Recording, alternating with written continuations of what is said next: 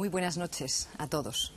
De nuevo estamos un jueves más con ustedes en directo desde Torre España, desde los estudios en Torre España en Madrid. Hoy con un retraso enorme, un retraso por el que les pedimos excusas a ustedes y a nuestros invitados, un retraso completamente ajeno a nuestra voluntad. Estamos en directo, como les digo, con una persona absolutamente fundamental en la vida española en los últimos años. Una persona a la que es difícil encontrar concediendo entrevistas en directo de estas características. Adolfo Suárez. Adolfo Suárez es un hombre con una larga trayectoria política que va desde los años 50, cuando era un oscuro oficial en el Ayuntamiento de Ávila, hasta sus 3 veces como presidente de gobierno. En la actualidad es líder, como saben, del CDS, del Centro Democrático y Social, de cuya fundación se explicaba en su día con estas palabras. He sentido, por tanto, en función de esto y después de una profunda reflexión, la necesidad de que siga existiendo en el espacio político español un partido político de centro, y por eso nace Centro Democrático y Social.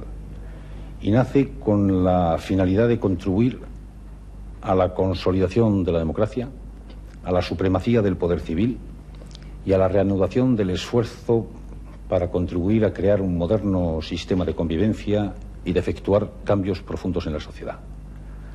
Porque no podemos olvidar, a mi juicio, que las libertades y los derechos que hemos conseguido hasta ahora solo tienen plena realidad si entre todos reprendemos con valentía la reforma social y la modernización de nuestra economía. Creo que no debemos permitir más en la vida política española ni la fuerza de los privilegios ni la violencia de la intolerancia. Nosotros afirmamos una vez más nuestra profunda convicción de que la tolerancia y el respeto mutuo entre ideologías diferentes ha sido la razón de ser y una de las conquistas más esenciales de las naciones más avanzadas del mundo, y posiblemente también han sido el motor más importante de su propio desarrollo. Yo creo que en el breve tiempo de que disponemos queda claro por qué nace y para qué nace CDS, es decir, el Centro Democrático y Social. Como ustedes recordarán, Adolfo Suárez llegó por primera vez a la presidencia del Gobierno en el mes de julio del año 1976, designado por el rey. En ese momento existía el nodo todavía, y de ese acontecimiento se informó con este noticiario.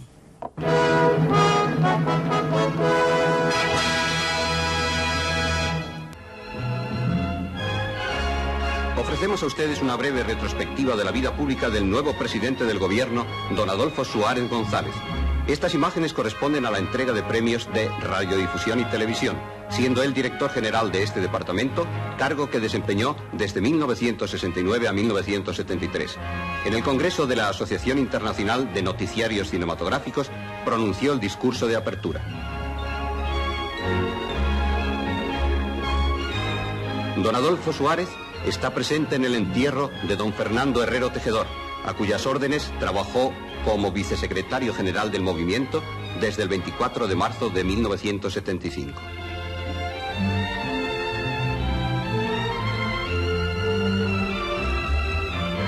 En el primer gobierno de la monarquía, jura su cargo de ministro secretario general del movimiento.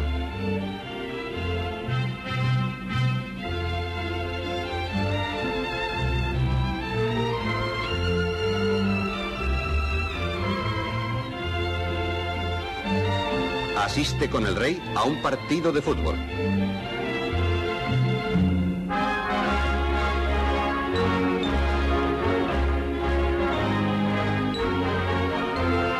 Recientemente defendió con notorio éxito en las Cortes el proyecto de ley de asociaciones políticas.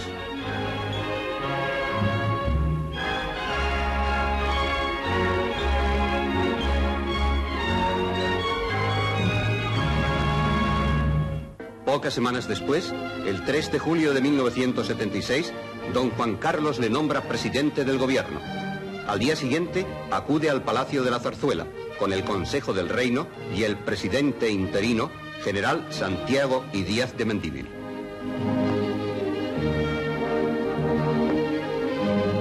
Ante el rey y el presidente de las Cortes y del Consejo del Reino, señor Fernández Miranda, don Adolfo Suárez González jura el cargo de presidente del gobierno español.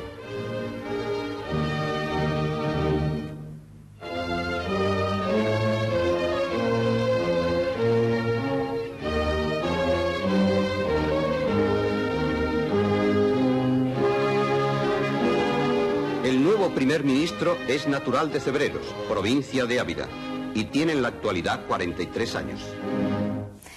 Poco después de aquel nombramiento, Adolfo Suárez puso inmediatamente en marcha la ley de reforma política que cambió mucho la situación española, la vida española, y dio lugar a la aparición de los partidos políticos, prohibidos hasta entonces, de las elecciones y la Constitución. A partir de hoy mismo, fecha en que el Consejo de Ministros ha acordado remitir al Consejo Nacional y en su momento a las Cortes el proyecto de ley para la reforma política, creemos haber llegado a la recta final de ese proceso iniciado hace tiempo, del modo más racional y congruente con la sinceridad democrática.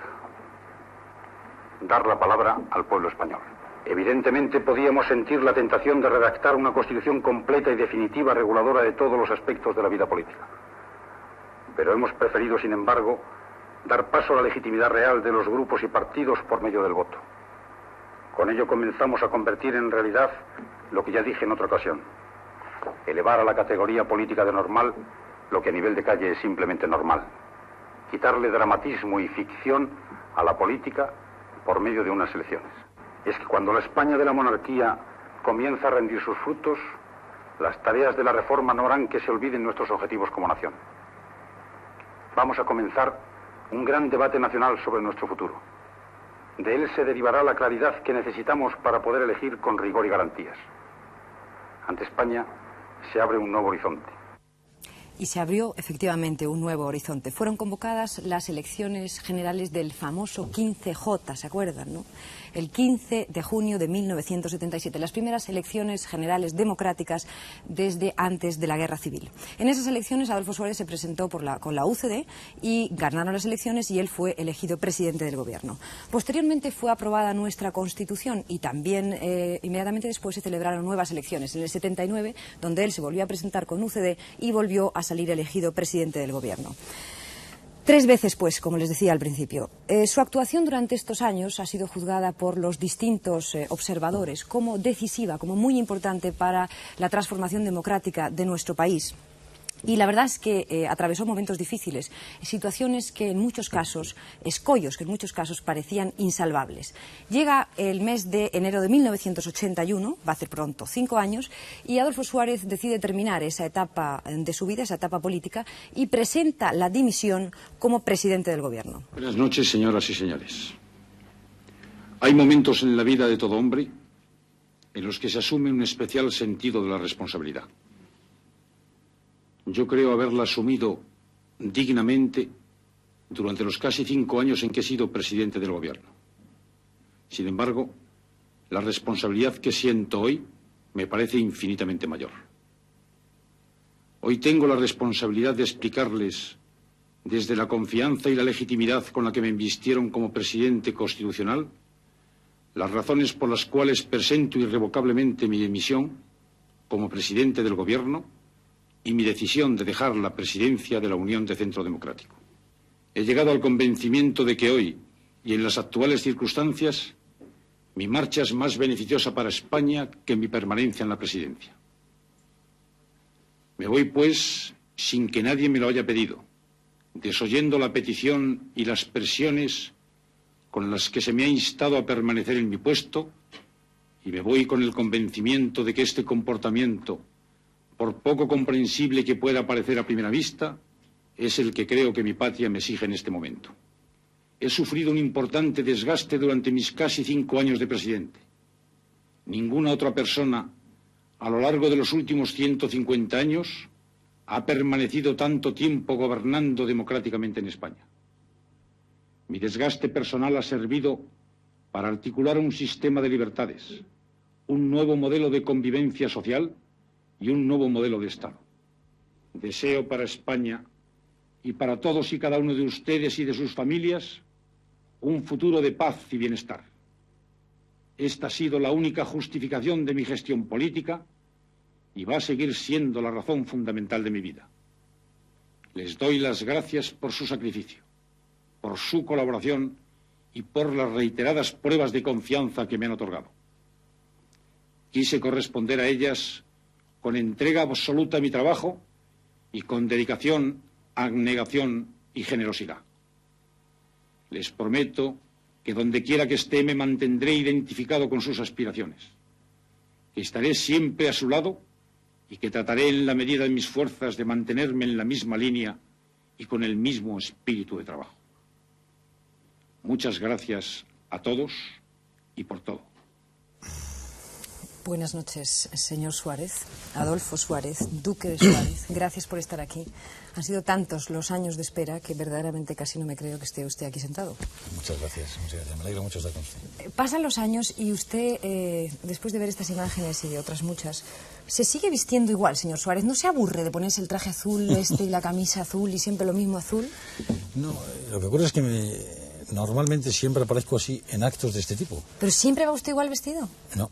Normalmente voy vestido de forma deportiva. Incluso me parece que al día siguiente de ser nombrado presidente del gobierno, me parece que aparecieron unas filmaciones en la televisión y en los noticiarios, bueno, y que iba con mis hijos. Vamos vestido de verano. Fíjese que pasan los años y está usted aquí sentado vestidito igual. Bueno, es igual. ¿Se ha fijado cómo son de impresionantes las imágenes estas de dimisión? La cara que usted tiene destrozada con unas ojeras tremendas. ¿Se ha dado cuenta? ¿El destrozo físico? No necesitaba mirar las imágenes para saber cómo estaba yo en aquel entonces, porque fueron 5 años de muchísimo trabajo, de muchos sacrificios y fajando hasta lo indecible. Costaba en ese momento, quizás también eso se nota, callar muchas de las cosas que usted hubiera querido explicar al pueblo español. Normalmente sea sincero, señor Suárez. ¿Por qué va a presumir que no voy a serlo? Hombre, porque como casi nunca cuenta todo lo que sabe, pues... Dejo de contar aquellas cosas que pueden perjudicar la convivencia democrática, como cualquier presidente de gobierno de cualquier país del mundo está en posesión de algunos secretos. Pero en aquella época normalmente callaba muchas cosas. Tenía que informar a los líderes de los partidos políticos de la oposición y procuraba lograr el máximo consenso posible en la única política, a mi juicio, necesaria. No me está contestando. Sí, cayó en ese día, cuando usted dimitió. Cayó cosas que le hubiera gustado explicar a los españoles, pero que no podía. Bueno, vamos a ver. Yo creo que todo el mundo sabe que en 1980 se produjo lo que se calificaron los medios de comunicación el acoso y derribo de Suárez. Una oposición muy fuerte y muy dura en el Parlamento, oposición fuera del Parlamento por sectores importantes de la vida española, y aquello no hubiera sido suficiente para que yo presentara mi dimisión. Pero cuando ese acoso y derribo se introdujo en el seno de mi propio partido, y muy especialmente en el grupo parlamentario, naturalmente que yo callé solamente, aunque lo apunté, que la necesidad de mi dimisión venía impuesta, entre otras muchas razones, porque en todo juego democrático, cuando un presidente no tiene el apoyo de su propio grupo parlamentario totalmente, o no tiene el apoyo sin fisuras de su propio partido, lo que debe hacer es dimitir y que gobierne otro compañero de ese partido que había ganado las elecciones en 1929. Y por eso dimití, y por eso callé los problemas internos del partido. No podía perjudicar en lo más mínimo la gestión de mi sucesor. Sí, pero usted decía, me voy sin que nadie me lo haya pedido. Acaba de decir las razones, las que usted, digamos, da como razones públicas. Pero sospechó que había perdido apoyos, digámoslo así, el apoyo más importante. ¿Se refiere a Su Majestad el Rey?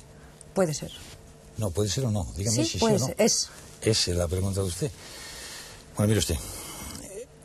Cuando yo hice esa afirmación, que nadie me lo ha pedido, entre otras muchas razones era para que se supiera que tampoco me lo había pedido mi propio partido político. Y también para que se supiera claramente que nadie podía utilizar la imagen de Su Majestad el Rey como instrumento en función del cual yo dejaba la presidencia del gobierno. Primero porque era no conocer al rey. Su Majestad el Rey es enormemente escrupuloso con las funciones que tiene asignadas en la propia Constitución española y las respeta profundamente todos los segundos de su vida.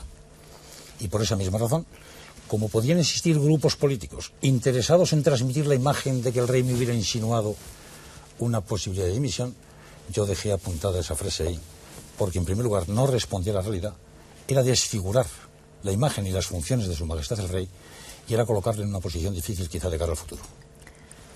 Pero no podía ocurrir... ¿Más claro? No, está claro, pero yo sigo de todas maneras...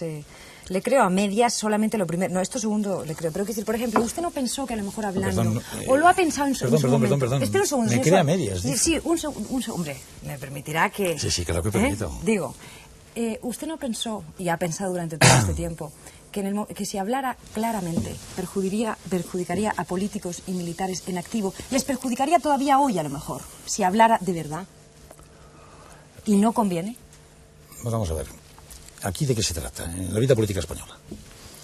Se trata de que todos contribuyamos a consolidar definitivamente el Estado social y democrático de derecho que hemos consagrado en la Constitución. Se trata de que en función de pequeños victorias personales o explicaciones que satisfagan muchas cosas pueda poner en peligro esa propia convivencia democrática. Yo creo que todo presidente del gobierno, lo he dicho antes, toda persona que asume la responsabilidad de dirigir el Poder Ejecutivo, naturalmente que tiene, empleando una expresión fácil, que tragar muchos sapos todos los días. Y uno de los sapos que tiene que tragar en muchas ocasiones es no decir todo lo que sabe. ¿Por qué? Porque por encima de todo su posible brillo personal, en el supuesto de que fuera un brillo eso, está la convivencia pacífica de todos los españoles. Incluso, por ejemplo, desmiente eso que se dijo en su momento, que a usted le habían exigido firmar la dimisión con una pistola encima de la mesa. Eso yo creo que no se lo cree nadie. Ah, bueno, eso es lo que usted se cree. Bueno, pienso Claro. que no se lo cree nadie, porque conociéndome algo y sabiendo que yo por lo menos sí que he ejercido la presidencia del gobierno con dignidad, o esa persona que me apuntaba con una pistola, según usted dice, o según dicen, no estaba en la cárcel, o yo no estaría aquí en este programa. Porque desde luego no lo hubiera tolerado. Y por tanto, o esa persona estaba en la cárcel, o yo estaba criando malvas. Señor Suárez, volviendo a las imágenes que hemos Nadie visto. se hubiera atrevido a hacer eso. Volviendo a las imágenes que hemos visto y que creo que usted no había visto, las de Nodo. No, las de Nodo no. Las imágenes que hemos visto de Nodo. Usted en muchas ocasiones ha aceptado sin complejos su carrera, su relación, su colaboración con el franquismo. ¿Comulgó con algunos ideales de aquel sistema, sinceramente? Pues, bueno, en primer lugar, yo juré lealtad a las leyes fundamentales. Y aprovecho esta oportunidad de decir que dentro de esas leyes fundamentales había un mecanismo muy claro, muy concreto para su modificación.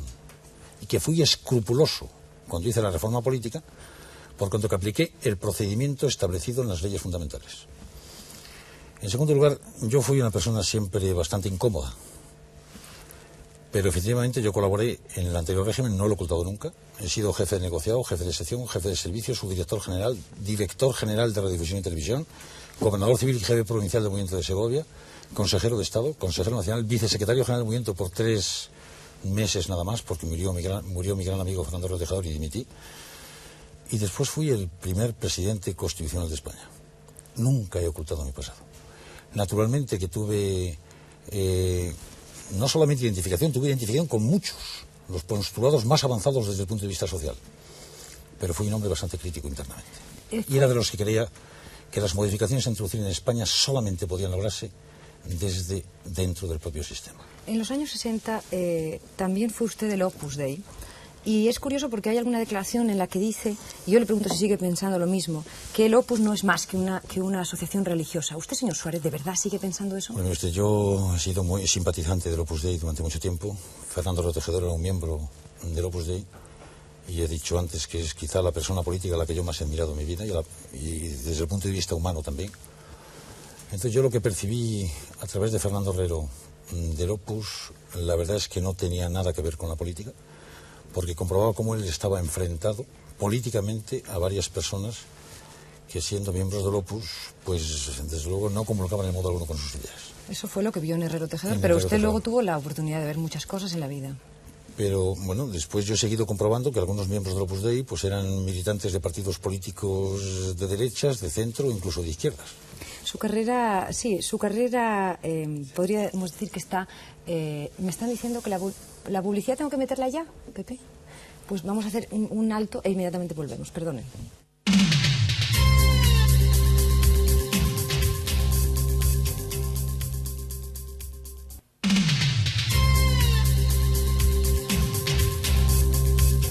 Adolfo Suárez, en directo. Muerto Franco, señor Suárez, y tras el primer gobierno de la monarquía, el gobierno de Carlos Arias, va a llegarle su turno. Dígame de verdad, señor Suárez, ¿fueron en algún momento rivales suyos Silva Muñoz y López Bravo en aquella famosa terna de la que tenía que salir el nombre del presidente del gobierno? Bueno, eran más que rivales, eran miembros de la terna y, por tanto, personas que podían optar a la designación por parte de Su Majestad el Rey de presidente del gobierno. Lo que pasa es que yo, sinceramente, yo intuía que iba a ser yo, en el supuesto de que fuera en la terna. Ya presidente, recordó esas épocas suyas de Madrid, esos años primeros de Madrid, en los que estaba solo, más solo que la UNE sin una peseta. Pues sí, no lo recordé, lo estuve siempre muy presente y quizá marcaron mucho mi propia vida. Quizá me forjaron más en la reciedumbre, como se dice en mi tierra. Pero naturalmente que los recordé, incluso quizá de las primeras cosas que hice fue ir a dar las gracias a las personas que en aquel momento me ayudaron. El primer viaje que yo hice fue irme a Ávila a ver a un profesor que tuve yo en el bachillerato, que me enseñó a estudiar y que me enseñó fundamentalmente a enfrentarme con la vida, a darle las gracias. Y fui a ir a ver también, bueno, pues a las personas que en aquellos años difíciles me apostaron por mí y me ayudaron. ¿Pero se encontraba muy solo en Madrid? Me encontraba muy solo, realmente muy solo. Tenga usted que yo vine a Madrid a abrirme camino, tenía algunos problemas familiares que no voy a contar por mucho que insista. No se lo he preguntado. Pero por si acaso, ya que es usted tan incisiva, por si acaso me anticipo yo ya a decírselo. Y hasta el punto me sentía solo que, bueno, que yo ponía tacones de suela a mis zapatos para oír mi pisada. ¿Qué me está contando? Me interesaba profundamente escuchar el eco de mi propia pisada, porque era una persona joven, llena de ambiciones, pero viviendo en condiciones difíciles. Desde luego, otros vivían en condiciones peores, probablemente. Me refiero desde el punto de vista económico. ¿Cuándo se dio cuenta de que hacía falta una cierta chulería para gobernar? No, yo no creo que haya tenido la convicción de que la chulería vaya inevitablemente unida a la acción de gobernar. Quizás que la llevo dentro de mí, aunque procuro no demostrarlo mucho. Pues a pesar de procurar no demostrarlo mucho, la verdad es que es usted una persona con un carácter que podríamos denominar así, usted lo sabe, ¿no? Es una persona dura en un momento dado, se planta, se hace falta, eso que llaman, o sea, puede quedar feo, perdone que le diga, ¿no? Pero chulo, o sea, una persona que... ¿Eh? ¿Usted sabe que dicen de usted eso? Bueno, usted pueden decirlo. Yo, sin embargo, creo que soy bastante normalito. Eso no es verdad. Sí, normal. Usted no cree que es bastante normalito. Sí, sí lo creo. Otra cosa es que entendemos por normalidad. A lo mejor es que hay menos normales de los que creemos. Señor Suárez, aparte de Su Majestad el Rey, por supuesto, digamos, dejándole aparte a él, ¿fue Torcuato Fernández Miranda el hombre más importante en el tránsito político de la dictadura a la democracia en España? Torcuato Fernández Miranda jugó un papel extraordinariamente importante en la transición democrática española.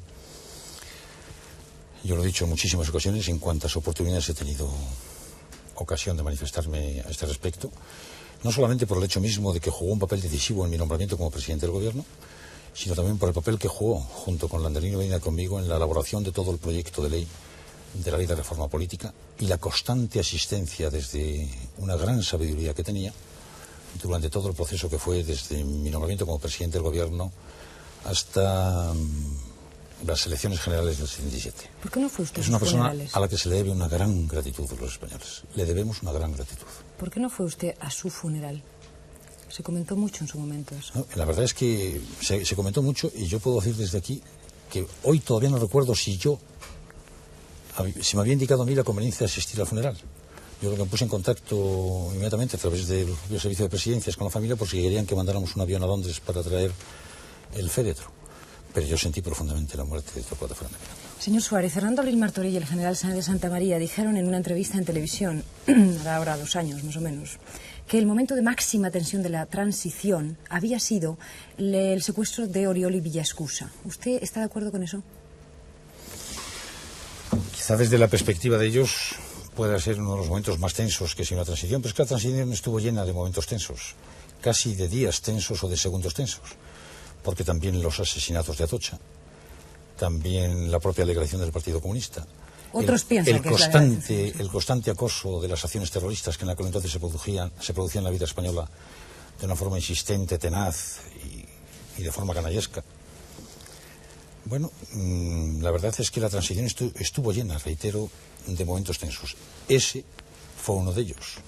El secuestro de Antonio María de Oriol y del teniente general Villascusa fue uno de los momentos tensos también de la transición. Usted ha citado la legalización del Partido Comunista, que efectivamente es otro de los momentos que mucha gente piensa que fue de los momentos más peligrosos para la democracia en ese momento.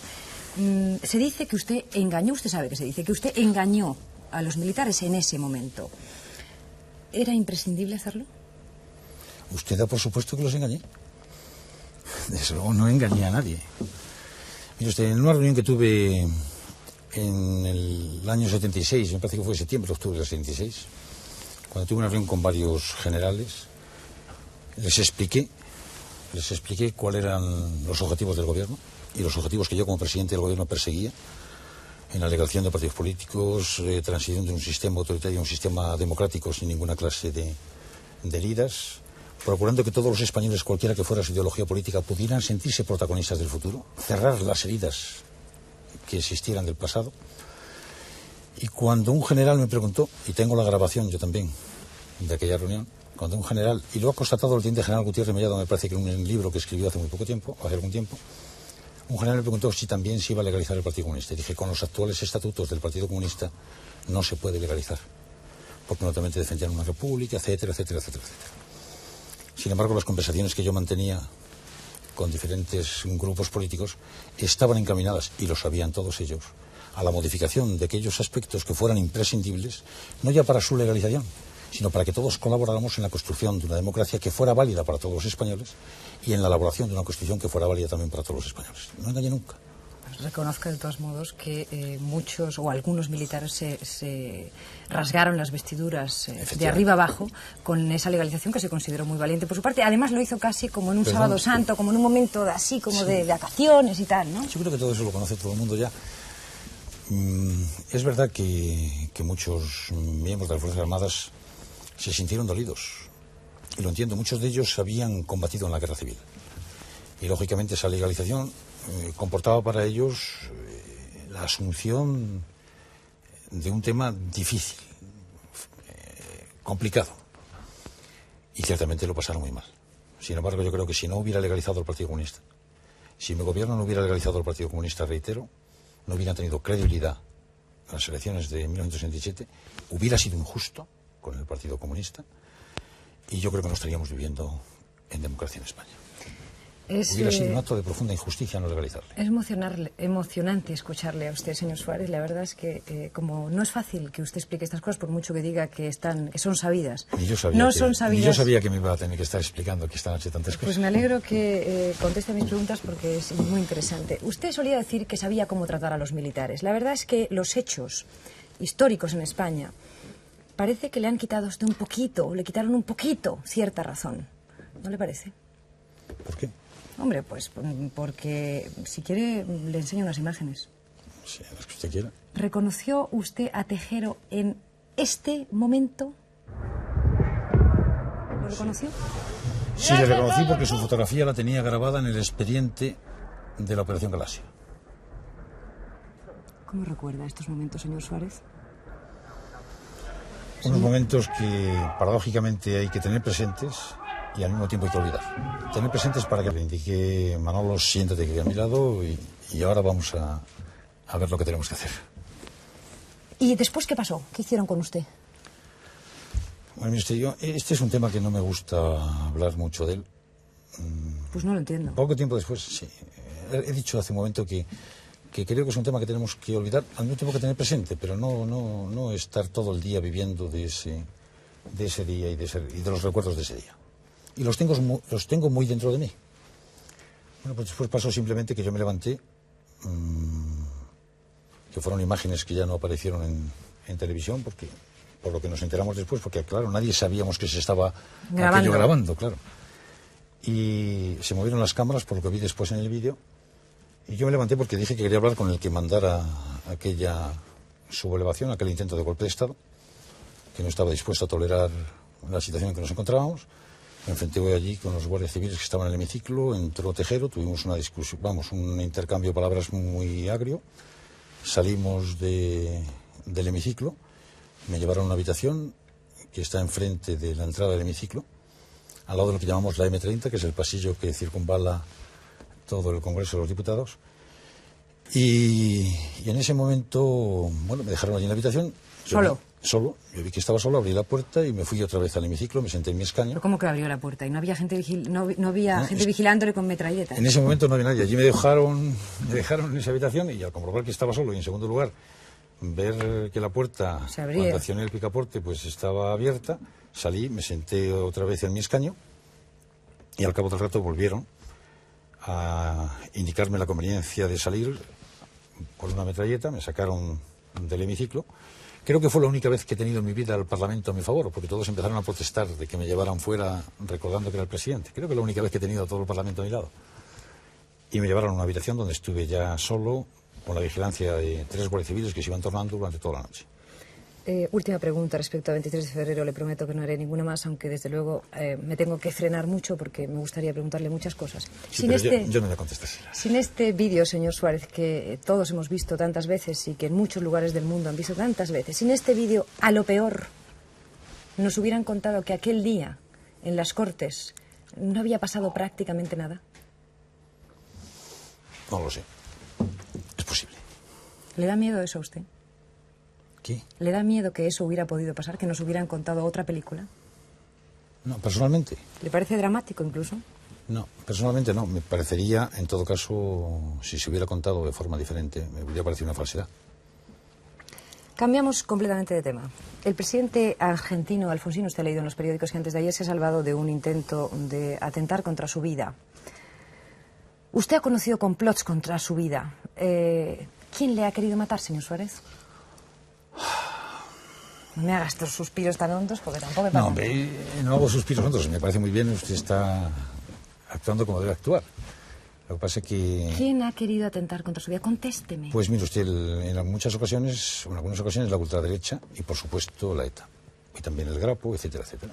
Pero usted no tiene datos, papeles secretos, guardados en lugares, digamos, seguros, que le hacen casi invulnerable. ¿A qué? A cualquier cosa. Invulnerable, no, en absoluto.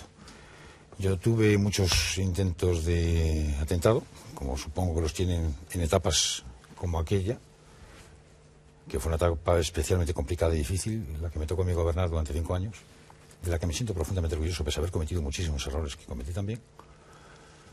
Pero documentos secretos que me hagan invulnerable en absoluto. En primer lugar, porque este es un país que guarda muy pocos secretos en términos generales. Y los que tenga en mi condición de expresidente no es que me hagan invulnerables, es que son los que debo tener, nada más. No documentos, sino conocimiento de temas. Lo que puedo tener es correspondencia personal y puedo tener pues muchos datos y muchas cosas que naturalmente todavía no he publicado y que no pienso publicar durante algún tiempo. ¿Cuánto tiempo? No lo sé, porque todo dependerá también de la oportunidad de no perjudicar o de la situación en la que me encuentre si veo que las cosas van mal y hoy por hoy pues no van tan mal como para que yo tenga que... Usted tiene fama de tener un físico superior, digamos, como salud y como un aguante físico, mejor dicho, ¿no? Iba a decirle un físico superior a los mortales, figúrese.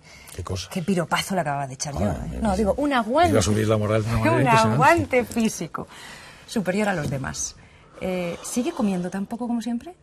Sí, como muy poco desde hace muchísimos años. Por eso digo. O sea, desde hace 25, 30 años como muy poco. Pues sigue comiendo esa Me tortillita alimento... francesa, un poquito de jamón dulce, un Hombre, café y se ya. acabó. Hombre, todos los días no, pero vamos, con alguna frecuencia cuando me quedo a comer en mi despacho, pues sí, es lo que tomo habitualmente. Pero también me alimento de leche, de muchos zumos de frutas, de mucha fruta, y de las cosas, me gustan las judías, garbanzos, lentejas, etcétera, etcétera. ¿Casi vegetariano? No, también tomo algo de carne. Lo que pasa es que no lo sé. Soy una persona que tiene la desgracia de no disfrutar del placer de comer. Y por tanto se impone la obligación de comer porque es necesario para seguir viviendo. ¿Acabaron los problemas con sus dientes? ¿Se acuerda de lo mal que lo pasó? Sí, lo pasé muy mal. Llegué a tener un montón de gangrenas pulpares en la boca en la etapa a finales del 78, comienzos del 79. Gracias a Dios estoy bien ahora. Fue una etapa, unos dolores de dientes que se juntaron con otros muchos dolores, ¿no? ¿Se acuerda? Sí, pero vamos, no me produce ningún placer ¿Tiene recordar más los miedo, dolores del ¿tiene pasado. más miedo a una coalición que a un nublado? Después de su experiencia en UCD. Bueno, a mí es que el nublado tampoco me parece una preocupación grave. El nublado es un nublado, es un hecho climatológico y ahí está. O sea, que es peor una coalición. Una coalición, no, las coaliciones en sí mismas no son malas, en modo alguno. cuando hay una cierta identificación en torno a lo que se quiere con la coalición y los objetivos y fines que se buscan en esa coalición. Por tanto, no entiendo que sea malo. ¿Qué cualidad, pasado el tiempo, en ese tiempo en el que usted no ha tenido el poder, que ha tenido esa carencia de poder, qué cualidad ha crecido en Adolfo Suárez? Desde que no estoy en el poder, en estos 5 años. Sí. He sido una persona siempre muy reflexiva, pero ciertamente yo creo que me he hecho mucho más maduro. He ganado en experiencia. He recorrido muchísimos países del mundo participando en foros internacionales, con lo cual me ha permitido adquirir una experiencia internacional, yo creo que de primera magnitud. He viajado por muchísimas universidades del mundo, quedándome en los departamentos de prospectiva de esas universidades, enriqueciéndome en conocimientos y en experiencias. Y una muy importante, y es que durante casi 4 años he estado recorriendo todas las semanas miles de kilómetros pueblo a pueblo de España. Y entonces he tomado el pulso de una forma creo que buena con el pueblo español. Que naturalmente los problemas que tienen en cada sitio son muy diferentes. Yo no suelo pronunciar discursos en esas visitas, sino hago coloquios. Y por las preguntas que me hacen, pues naturalmente uno percibe cuáles son las preocupaciones que siente. En esos viajes por el extranjero ha conseguido aprender inglés, que fue una batalla. Sigo intentando estudiar inglés. Incluso este verano pasado he hecho un curso de 15 días rápido y lo haré todavía en este próximo verano también. Dígame una cosa, usted ha dicho que frente a las próximas elecciones ha dicho, yo aspiro a ganar. Y ha recordado incluso aquel eslogan, ¿se acuerda? De UCD cumple. En alguna ocasión lo ha recordado. Por supuesto no es esta la primera vez que usted explica sus logros. Ya lo hizo el señor Suárez en la campaña de 1982. Puedo prometer y prometo, si ustedes me dan su voto, a elaborar una constitución con todas las fuerzas políticas representadas en el Parlamento para que sea válida para todos. Y se hizo. Dije después, puedo prometer y prometo con su voto hacer una reforma fiscal en la que empiecen a pegar más los que más tienen y a recibir más los que menos tienen. Y se hizo la reforma fiscal. Dije que empezaríamos la España de las autonomías, y la España de las autonomías se está consolidando. Hay una sola promesa. Dije que en colaboración con el resto de las fuerzas políticas y sociales intentaríamos alcanzar la solución de la crisis económica, que por aquel entonces caminaba a unos ritmos de inflación cercanos al 30%, y se hicieron los pactos de la Moncloa. Y solamente hay una cosa que no se ha realizado, pero no que yo no haya cumplido.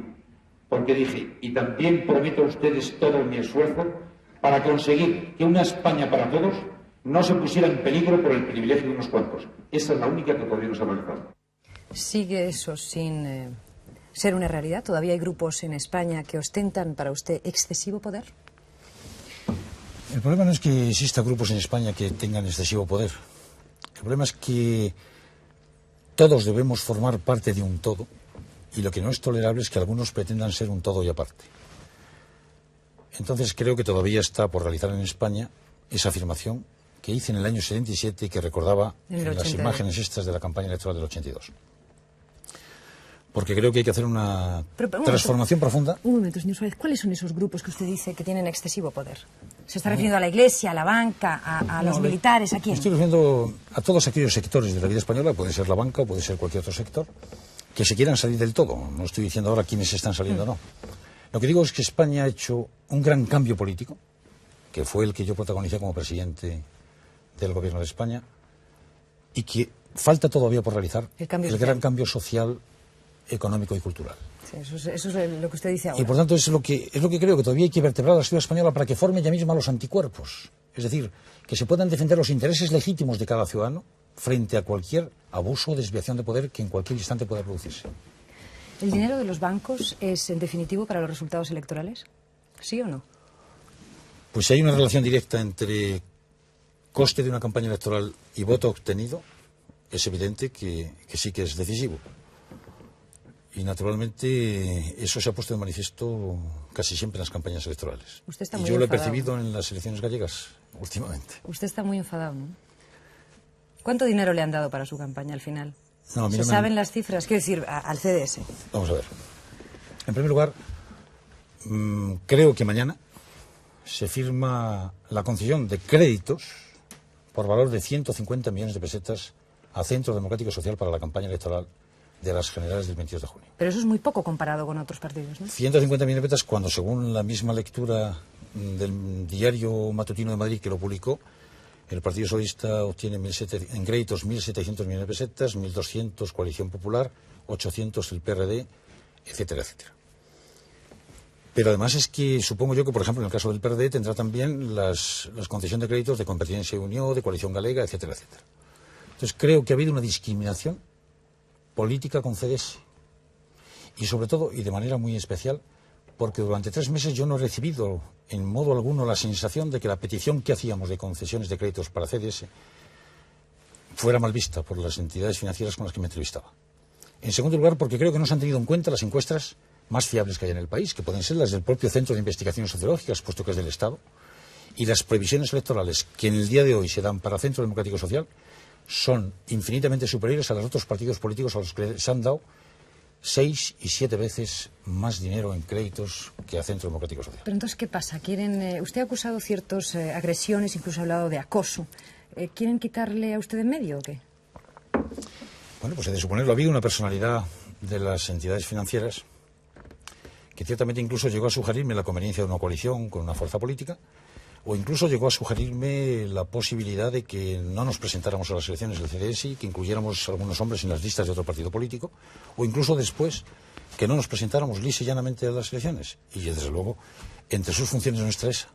Lo que es evidente que, no aceptando una sugerencia de ese tipo, los créditos concedidos a CDS han sido de ese tamaño, que a mi juicio, repito, no solamente es una discriminación, sino que no hay un tratamiento equitativo, y creo que en el fondo encierra una operación que la verdad es que no quiero calificarla con excesivos adjetivos, pero simplemente intolerable.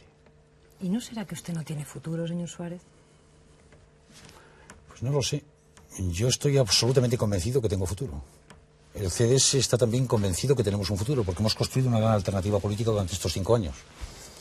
Otra cosa muy diferente es que desde la banca se nos esté tratando en estos momentos como la Cenicienta. Y el CDS parece que es la Cenicienta de esta campaña electoral. Pero recordando ese cuento, la verdad es que en ese caso la madrastra es la banca, y yo tengo la convicción y la esperanza de que el príncipe sea el pueblo español. En unas elecciones se parte de cero. Y por tanto, de la misma manera que el Partido Socialista en el 82 pasó de 100 y pico escaños muy pocos a 200 y pico, o Coalición Popular pasó de 9 o 15 escaños a 100 y pico, ¿por qué el pueblo español va a votar solamente en función de las campañas electorales? Es muy posible que no sea así, y que el príncipe, que es el pueblo español, decida de forma contraria, pero en todo caso sí que le garantizo que la madrastra no triunfará. Cuando dice estas cosas le tiemblan los ojos. Posiblemente me brille, no sé si me tiembla. No, le tiemblan. ¿Qué cosa? ¿Por qué será? Probablemente porque lo que estoy diciendo lo digo con enorme convicción. Pero mire, señor Suárez, ¿usted cree que hay algún español que pueda creerse que usted está a la izquierda del PSOE? De Felipe González, mejor dicho. Ha hecho usted una buena matización. No es un problema de estar a la izquierda o a la derecha. Es un problema de tener unas convicciones determinadas y quererlas llevar a la práctica. Entonces lo que ocurre es que el gobierno socialista ha gobernado durante estos 4 años en algunos aspectos a plena satisfacción, por ejemplo, en materia económica de la banca española, que ha tenido los mejores beneficios de su historia. El presidente González ha disfrutado además de la ayuda de la providencia, porque ciertamente ha tenido las cosechas más grandes del siglo. Yo tuve durante mi etapa quizá los 5 años de sequía más grandes. Ha disfrutado de una bajada de los precios del petróleo, cuando yo solamente en el año 69 pasaron de $11 el barril a $34 el barril. Es decir, se empobrecieron 4 puntos reales de renta a los españoles, y ha tenido unas perspectivas económicas internacionales mucho mejores, y sin embargo el resultado de eso ha sido una moderación en las tasas de inflación importante, un mejoramiento del sector exterior, pero ciertamente a costa de 3 millones de parados, más de 1 millón de jóvenes en busca del primer empleo, con una disminución de las rentas salariales y de las prestaciones sociales en el Producto Nacional, y con una mayores desequilibrios de carácter regional. Y todo eso en función de una política económica ortodoxa. Eso no es tolerable, no es de recibo. No estoy a la izquierda del Partido Socialista, ni muchísimo menos. Pasa que tengo mis propias convicciones, que si quiere usted se las explico. El centro soy yo, ha dicho. y parece que el señor Roca no está muy contento, entre otras cosas porque ha dicho que usted es muy respetable, pero que no sabe dónde está. La pelea, entre otras cosas, entre Suárez y Roca está en la calle, ¿no? Es decir, continuamente se están ustedes repartiendo, no diré que insultos, porque no han llegado a tanto, pero sí frases, cierto modo, descalificadoras y todo eso, ¿no? Pero eso entra dentro de la campaña electoral. Mucha gente no entiende por qué usted no acaba uniéndose a Roca. Lo tiene que explicar seguramente hasta la saciedad, porque hay muchas personas que no lo entienden ni lo entenderán nunca. Bueno, vamos a ver, es que la pregunta de usted encierra muchísimas cosas. Sí, ya lo sé yo. Y es muy difícil contestar brevemente. Pero usted es muy sabio y lo sabrá hacer, ¿no? Sí, no sé si soy... Creo que intentaré por lo menos hacerlo. En primer lugar, la operación Roca y el acuerdo con el CDS ha sido absolutamente imposible. Yo he creído siempre y sigo creyendo que la operación Roca es un proyecto confuso y creo que es un error, que es un proyecto que está dominado por Convergencia y Unión de Cataluña. Y digo esto cuando tengo un profundo amor por Cataluña y un profundo respeto y amistad con el presidente Pujol, que es el secretario general de Convergencia. Digo que creo que es un error el que han cometido, porque creo con toda sinceridad que es un proyecto político que está más a la derecha que mi partido político. Incluso viendo las cantidades que la banca otorga de subvenciones, se pone de manifiesto una cierta similitud con algunos de los planteamientos que pueda tener el señor Roca, pero en todo caso apuesto a que en un futuro próximo habrá matrimonios importantes después del 22 de junio del Partido Reformista con otras formaciones políticas que militan más a la derecha todavía. Pero en todo caso me parece lógico. Tenemos también unas discrepancias importantes ideológicas. Discrepamos en algunos planteamientos económicos, discrepamos en planteamientos de política exterior, discrepamos en muchos aspectos. Y tenemos una discrepancia de fondo importante. ¿Cómo construir una alternativa de poder? Y yo entiendo que construir una alternativa de poder exige tener un partido fuertemente estructurado en toda España, con una gran coherencia ideológica interna y con la unión de todos sus militantes en torno a un proyecto político común. Cuando un político hace una campaña electoral tiene que aprenderse de memoria muchas cosas y repetirlas sin cesar. ¿Es bueno eso? Ocurre que una campaña electoral exige que los 4, 5 o 6 ejes de campaña se repitan incesantemente. Sí, así hasta claro, como loros. para que puedan llegar a todos los rincones. Hay momentos en que se repiten ustedes cantidad, ¿no? La gente no puede acabar un poco aburrida ya de que se le diga siempre lo mismo, señor Suárez. Y menos desde usted, que es una persona que es todo lo contrario en ese sentido. Es muy Yo cuando le veo a usted repetir... Pero fíjese usted que me está haciendo preguntas, se exige normalmente por un espacio decisivo, brevedad en las respuestas, y normalmente o acude uno...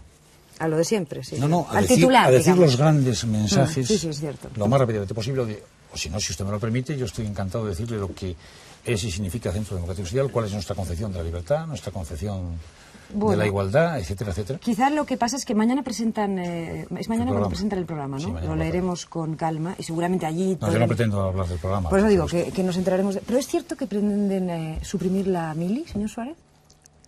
No, hemos dicho que pretendemos que el servicio militar obligatorio sea de 3 meses. Ajá. Y eso, como se puede imaginar, con la experiencia que tenemos, es una promesa electoral que se va a cumplir. Primero porque está profundamente estudiada, es un proyecto racionalmente concebido en su planificación y en su desarrollo. Segundo porque se reduce el tiempo de permanencia en la mili a 3 meses, pero se aumenta la intensidad del aprendizaje y de la instrucción durante esos 3 meses con los métodos más modernos de formación, y se complementa con una oferta de especialistas de 3 a 5 años de duración, con retribuciones adecuadas y con la consideración de vida. Ese es un proyecto que contribuye a modernizar nuestras Fuerzas Armadas y a hacerlas más eficaces y operativas, sin la menor duda. Para demostrar que usted no está al servicio del PSOE, es una cosa que repite sin cesar, que usted no es un sicario de ese partido. Se está viendo incluso obligado a hacer críticas, incluso más subidas de tono de lo que a usted le gustaría. No. Lo que ocurre, Mercedes, es que... Se lo digo porque ha dicho, por ejemplo, que hemos vivido 4 años frustrantes, que hay miedo en la gente. Usted no es dado a hacer que la gente sienta miedo por las cosas que usted dice. ¿Usted cree verdaderamente que hay miedo en la gente? No, yo percibo eso. ¿Usted no lo ha percibido en ningún momento? Yo no. Pero bueno, yo no soy nadie para percibir nada. Bueno, pues quiere decir, no, usted es parte del pueblo, supongo. Sí, claro, eso espero. Evidentemente. Bueno, pues yo he visto en muchísima gente la sensación de miedo. Y la sensación de miedo en España se produce porque El español durante siglos ha estado acostumbrado a convivir con el miedo. Ser español es temblar, como usted dijo el otro día en el programa de Iñaki. Eso lo dice en una novela de Jorge Esteban, lo pone en boca del general Riego. Riego, sí. Que ser español era temblar. Bueno, pues efectivamente, durante muchísimos siglos los españoles han estado acostumbrados a temblar ante el poder político impuesto, ante el poder político elegido.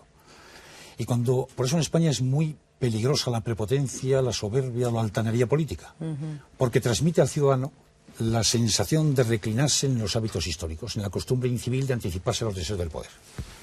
Y el poder no puede inspirar miedo nunca. Y el gobierno no puede inspirar miedo nunca porque es nuestro gobierno. Y el sistema no puede inspirar miedo porque es nuestro sistema.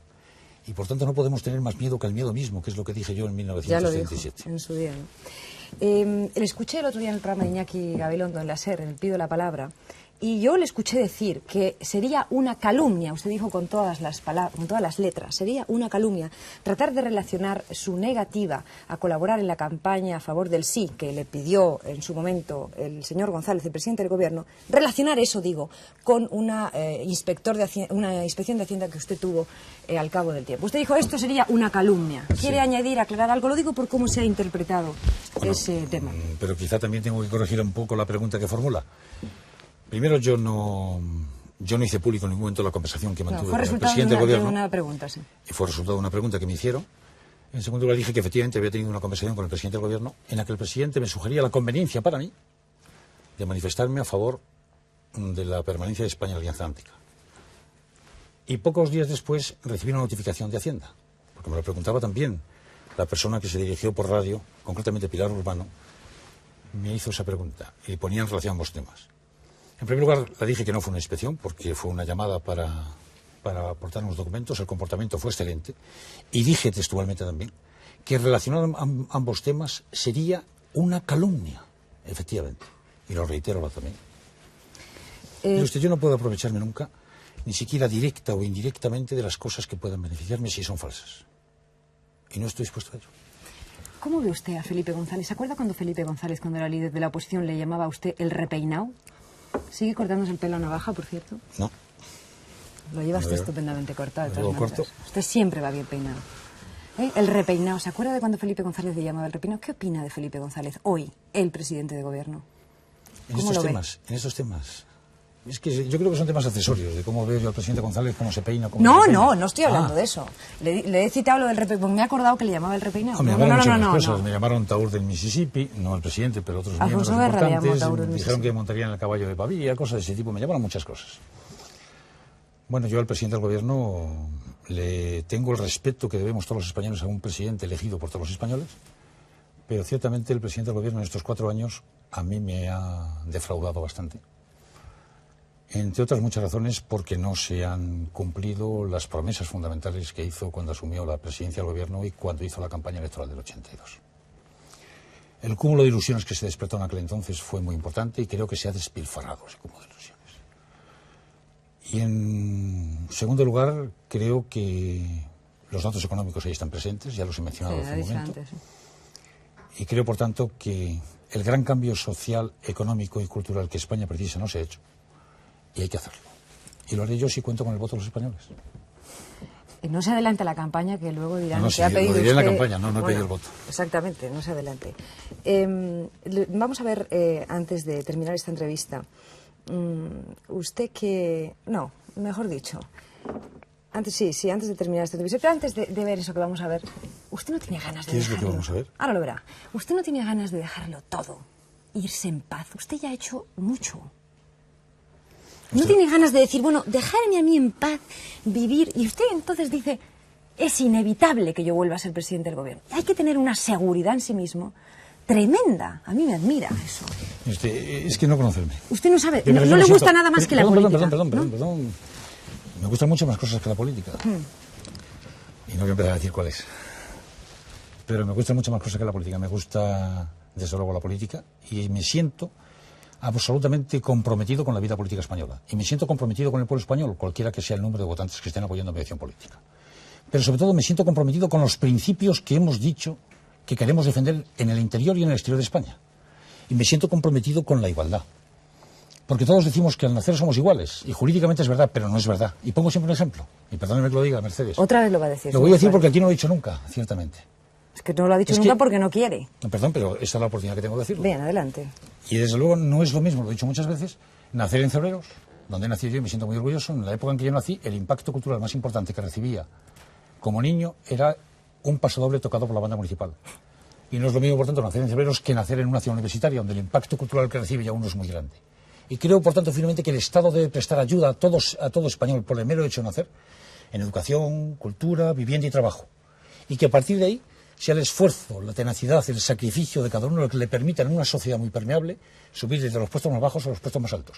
Pero también caer desde los más altos a los más bajos si deja de esforzarse, de sacrificarse, etcétera, etcétera. Creo en eso. Y creo en el concepto de libertad, Mercedes. Pero la libertad no es que podamos usted y yo aquí decir lo que queremos solamente. La libertad no es que puedan votar los españoles a quien quieran y deben hacerlo el día 22 de junio. La libertad implica también un concepto profundo de liberación. Liberación de todos aquellos obstáculos de carácter cultural, económico, social, que están impidiendo a muchísimos españoles ejercer realmente la libertad. Esto es... Me deja usted pasma. Me deja pasma por una cosa, ¿verdad que le diga? Es que parece que está usted, o sea, parece que viene usted a enseñarnos, o sea, que tiene usted el tarro de las esencias democráticas, señor Suárez, y tampoco es eso. Como todos los demás. Lo que no quiero es que se queden en palabras huecas los principios que hemos consagrado en la Constitución. No, dice usted, no quiero.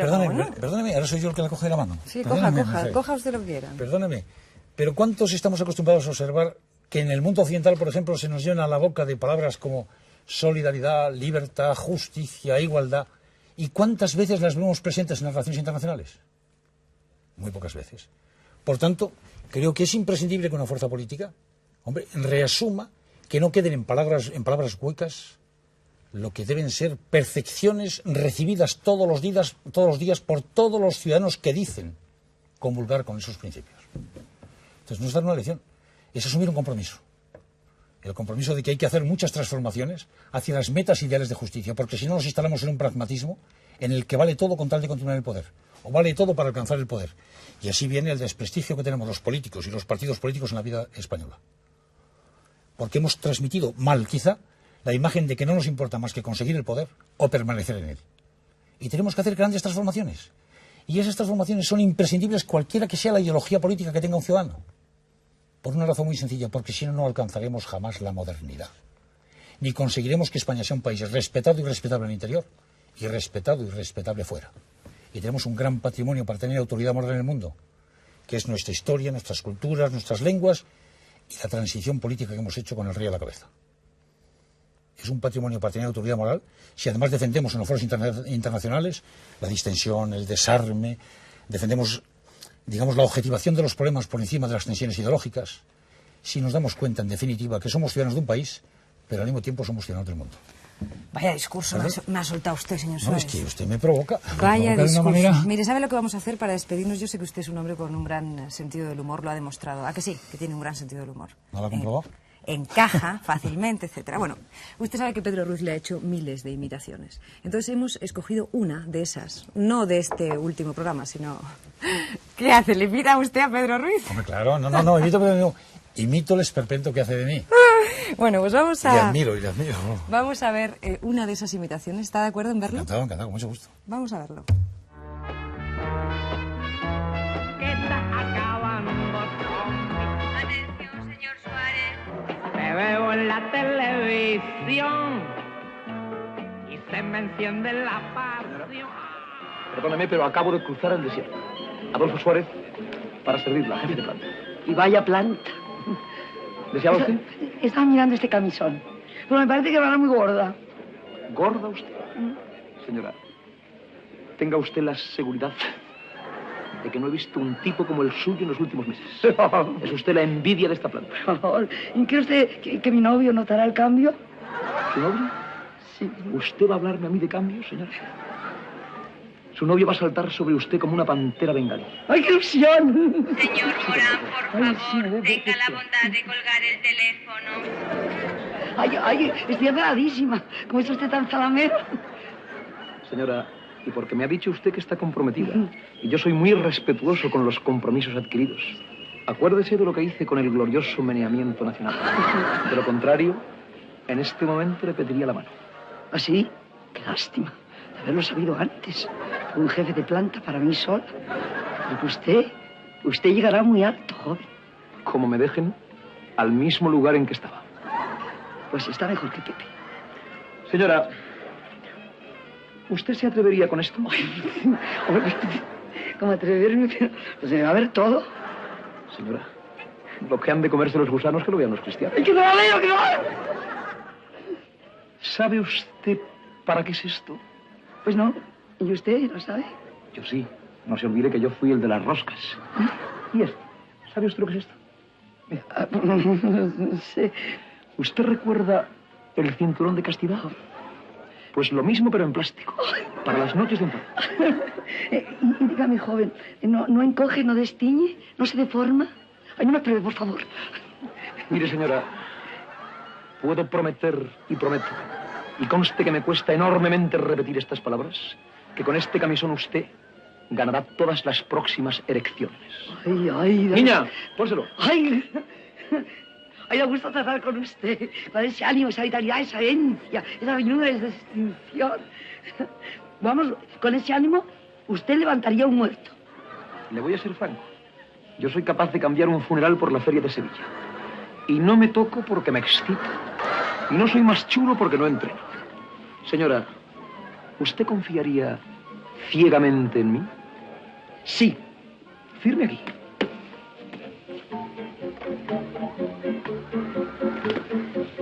No puede usted estar en mejores manos. Esto vuelve a funcionar.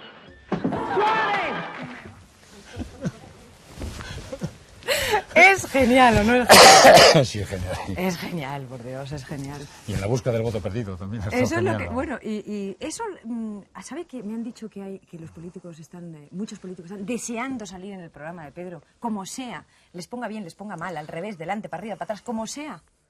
¿A usted le ha beneficiado o le ha perjudicado lo del voto perdido? No lo sé, en todo caso me ha divertido mucho. Eso es lo más importante, ¿no? Señor Suárez, nos tenemos de ir. ¿Algo que añadir? No me haga otro discurso, ¿eh? No, ninguno. ¿Algo que añadir? Ninguno, gracias. ¿Nada más? Gracias, nada más. Por Dios, me ha dejado usted pasma. Para que vea que también la sorprendo. Sí, señor. Muchas gracias, señor Suárez. Muchas gracias, Mercedes. Que tenga mucha suerte. La necesito, muchas gracias. No se marche tan deprisa porque va a haber una cosa que tiene algo que ver con usted. Nos vamos ahora como cada